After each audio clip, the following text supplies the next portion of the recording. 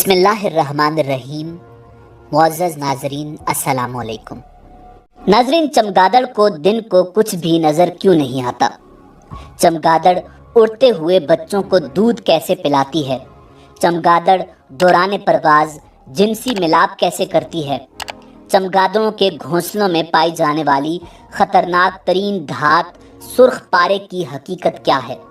جب مسجد اقصیٰ کو ویران کیا گیا تو چمگادڑ نے کیا دعا مانگی تھی؟ اور چمگادڑ کا تیل کیسے تیار کیا جاتا ہے جس سے فالج کا مریض بالکل ٹھیک ہو جاتا ہے؟ ناظرین، ہم آج کی ویڈیو میں آپ کو الخفاش یعنی چمگادڑ کے بارے میں ایسے حیران کن حقائق بتائیں گے جو یقیناً آپ نے آج سے پہلے نہیں سنے ہوں گے۔ ناظرین، چمگادڑ اڑنے والا ایک ممالیہ جاندار ہے۔ یہ پرندوں کے برعکس اڑنے کے ساتھ ساتھ چل پھر بھی سکتے ہیں، مگر یہ اپنے پاؤں پر کھڑے ہونے اور چلنے کی صلاحیت کھو چکا ہے۔ قدرت نے اس کے پنجوں کو ایسی شکل دی ہے جو ہوا میں اس کو اڑنے میں مدد کے ساتھ اسے سہارا بھی فراہم کرتے ہیں۔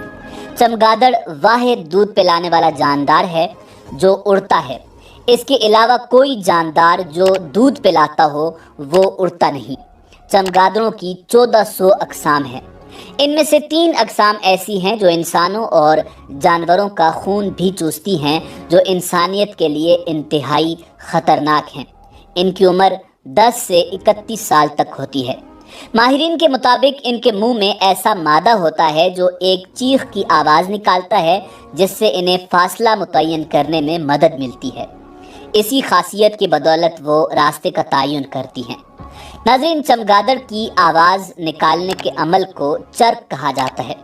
ماہرین کے مطابق شیطانی کاموں کے لیے بھی ماضی میں چمگادڑوں کا استعمال کیا جاتا رہا ہے، مگر اب یہ سلسلہ معدوم ہو گیا ہے۔ ناظرین، کیڑے مکوڑوں کو کھانے والی چمگادڑوں کو ماحول دوست اور انسان دوست بھی مانا جاتا ہے۔ خاص طور پر آم اور کیلوں کی فصلوں کی پولینیشن کے لیے یہ بہت اہم ہے۔ اس کے علاوہ جنگلی کیڑوں سے نجات دلانے میں معاون رات کی یہ دلچسپ مخلوق ماحولیات کا لازمی حصہ ہے۔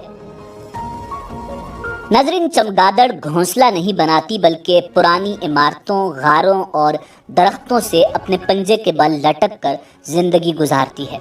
چمگادڑ پرندہ نہیں، اصل میں جانور ہے۔ جانوروں کی طرح بچے دیتی ہے اور انہیں دودھ پلاتی ہے۔ بصارت سے محروم ہونے کے باوجود یہ بڑی مہارت سے شکار کرنے کا فن رکھتی ہے۔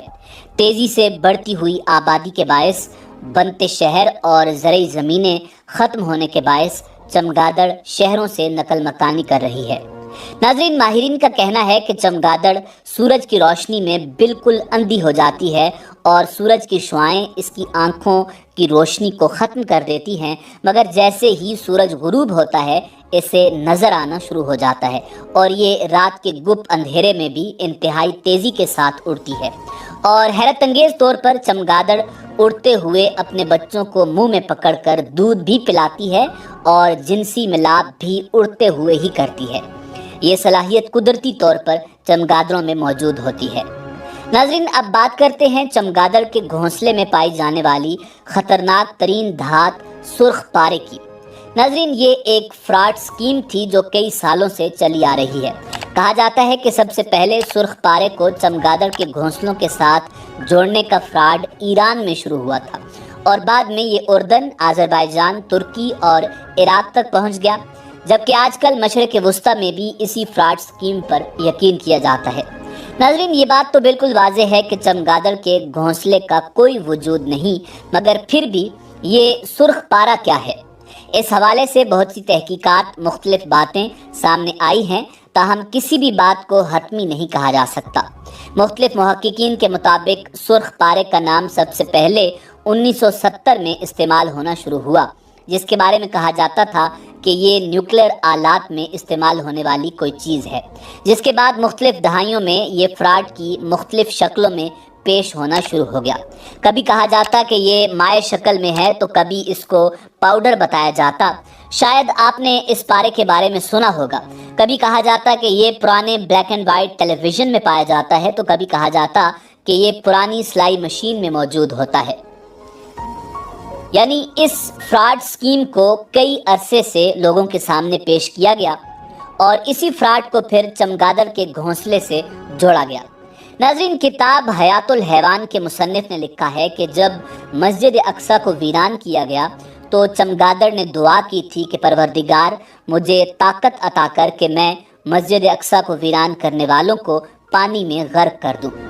ناظرین، اسی کتاب میں چمگادڑ کے حوالے سے لکھا ہے کہ اگر کسی شخص کو فالج ہو جائے تو وہ تیل میں چمگادڑ کا سر رکھ کر اسے بھون کر کوئلہ بنائے، پھر سر کو پھینک دے اور اس تیل سے مالش کرے اور اس کا مرض ٹھیک ہو جائے گا۔